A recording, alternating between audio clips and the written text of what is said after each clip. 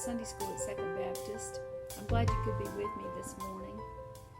We're continuing on in our study of Job, and we had left off last week in chapter 37. So we're gonna look now at chapter 30. We left off in chapter 36. Did I say 37? And we're going to look at chapter 37 and 38 to get us up to speed for chapter 40, where our verses come from today. So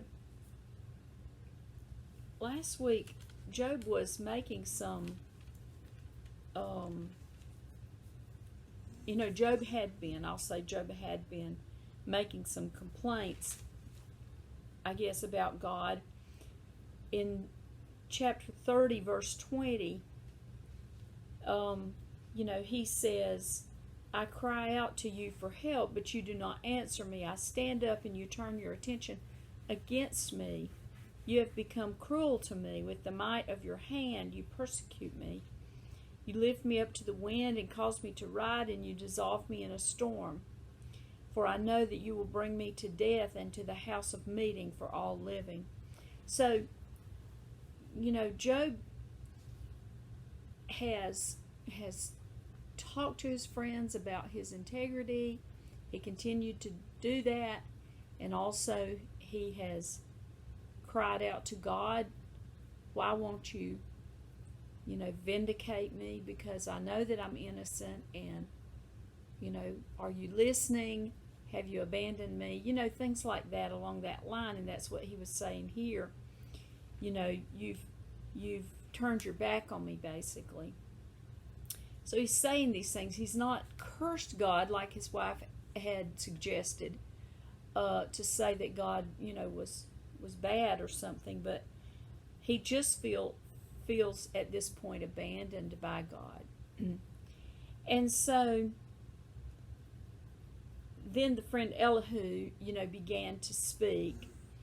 And Elihu was the young one that said a lot of things and talked about the attributes of God, but also about how Job must have done something wrong. And so then we get to chapter 37, and 37, Elihu is still speaking, and he said, he talks about how God is in the midst of the storm, or in the back of the storm, causing things to happen. He lightning, he causes the lightning to spread. His voice is the rumble of thunder. And it goes on like that. He blows his breath and the north wind comes and brings snow and ice and those kinds of things. So Elihu is, giving, I guess, actions of God, or things in the way that God controls nature. And then after Elihu gets to the end of his section, so that's in 37, at the end of that, Elihu says, the Almighty, we cannot find him. He is exalted in power, and he will not do violence to justice and abandon righteousness. So again, that same theme. Therefore, men fear him. He does not regard any who are wise of heart. Okay, so now in 38, a new thing happens. God speaks. So up to now, it's been Job and the friends back and forth, but now God speaks. And the Lord answered Job out of the whirlwind, it says. And God begins to speak to Job in what I'll call rhetorical questions. Questions that maybe are reminding Job of who God is, and how, Job doesn't even really need to be questioning him on the things that have happened. Because he says, who set the measurements of the sea when I put boundaries on it. I said you can come this far but no further. Here your waves will stop. And he talks about he controls the lightning bolts, the thunder, the rain, the frost. He names the stars that he says, can you bind the chains of Orion, or can you bring forth a constellation into the sky? So many things, like that in nature that God controls. He goes on in chapter 39 to speak about the animals, and talking about, do you know who causes the mountain goats to give birth? The ostrich. Are you the one that caused her to abandon her egg and not pay any attention to it? Who made her so fast that she can, laugh at the horse and his rider, it says. The horse, are you the one that gave him his strength? Are you the one that makes him to go out and fight in the war, with men? Are you the one that gave the hawk understanding so that he can see his prey and fly down and get it? So these are rhetorical questions, because the answer from Job is obviously not required, because God knows and Job knows that God is the one who's done all of these things. Job has no power to do those things. And so then we get to our text for today. And so Job, once God has said all of these things, all of these rhetorical questions and things that he talks about, then the last bit of what God says there, it comes as our first two verses. So I'm going to read in chapter 40, verses 1 and 2, and we're going to get started with our lesson. Then the Lord said to Job, will the fault finder contend with the Almighty? Let him who reproves God answer it. So that's what he was saying with all of those rhetorical questions. Are you the powerful one? Are you the one that can find fault with God, or say that God has done something that he shouldn't have done? Because Job he was frustrated, and he did feel like he had been unjustly persecuted or abandoned by God. And so he was, I guess you might say, he was finding fault with the choices that God had made, or with the actions of God. And so, this is the creation in trying to instruct the Creator when that happens, isn't it? And, we can see that maybe in a very small way. If we have a little, let's say we have a little dog we're trying to train, and then he becomes stubborn and doesn't want to do what we say. Though we did not create the dog, but, we are the master. And he's so small that, we could squish him if we wanted to. But in his mind, he's thinking that he knows more than us sometimes. So, it kind of maybe gives us an earthly idea of a heavenly picture there. And don't you think that's probably the way God looks at us, when we start to complain about our lot in life, or the things that God has done, or we wish God had done it differently because we don't understand, particularly if we begin to say God did the wrong thing, he's not working it out the way it should have, then you can see how insignificant we are in thinking that way when God is the Almighty, who is all powerful and knows all and knows the big picture. So let's go on then to the next 3 verses, starting in verse 3 to verse 5. Then Job answered the Lord and said, Behold, I am insignificant.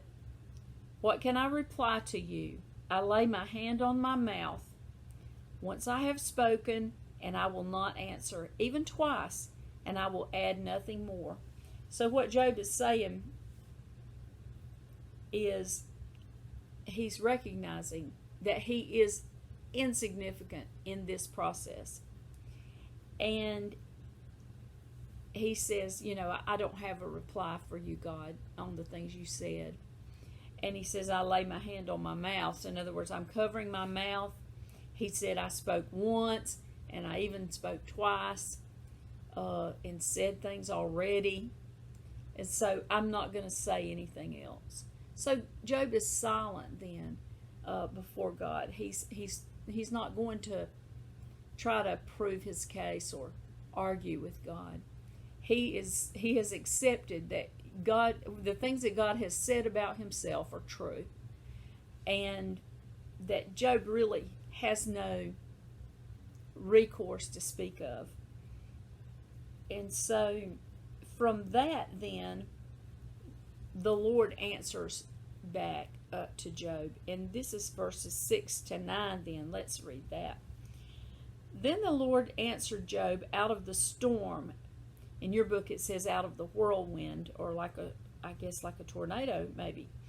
And said, Now gird up your loins like a man. I will ask you, and you instruct me. Will you really annul my judgment? Will you condemn me that you may be justified? Or do you have an arm like God, and can you thunder with a voice like his? So, again, God is showing that he is the one that's powerful. And where he says, do you have an arm like God? The hand or the arm, that was a symbol of power in the Bible. When it's spoken of, his arm is not too long or too short, or whatever. It's a symbol of God's power. So God is saying, where he says, do you have an arm like God? What he really means is, are you as powerful as me? And when he says, can you thunder with a voice like his? Can you cause thunder to happen? Can you send out the lightning bolts?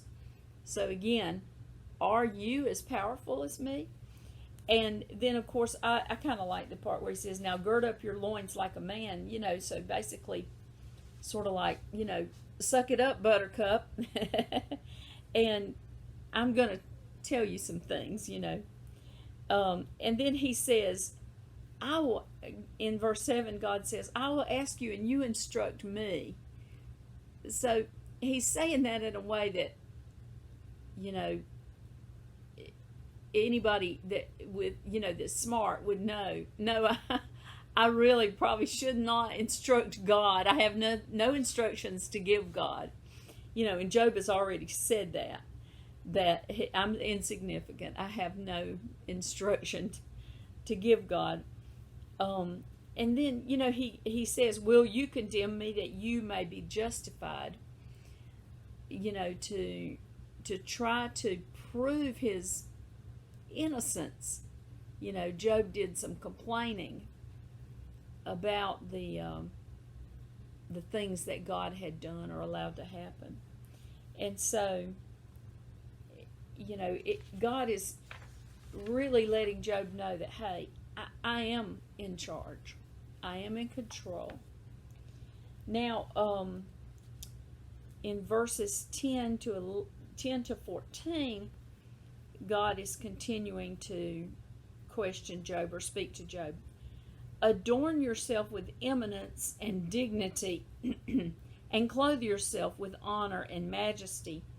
Pour out the overflowings of your anger, and look on everyone who is proud and make him low.